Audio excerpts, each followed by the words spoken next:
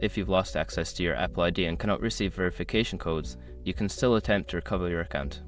Follow these steps to regain access. Step 1. Visit the Apple ID account page. Go to the Apple ID account page at apple.apple.com. Click on Forgot Apple ID or Password to start the recovery process. Step 2. Enter your Apple ID. Input your Apple ID email address in the designated field. If you don't remember your Apple ID, you can click on Look It Up to retrieve it using your personal information. Step 3. Select Recovery Options. Once you've entered your Apple ID, you will be prompted to choose a recovery option. If you cannot receive verification codes, select Can't Access Your Trusted Devices to explore alternative recovery methods. Step 4. Answer security questions. If you have set up security questions, you will be asked to answer them. Provide the correct answers to verify your identity. If you don't remember the answers, you may need to choose another recovery option. Step 5. Contact Apple Support. If you are still unable to recover your account, contact Apple Support directly.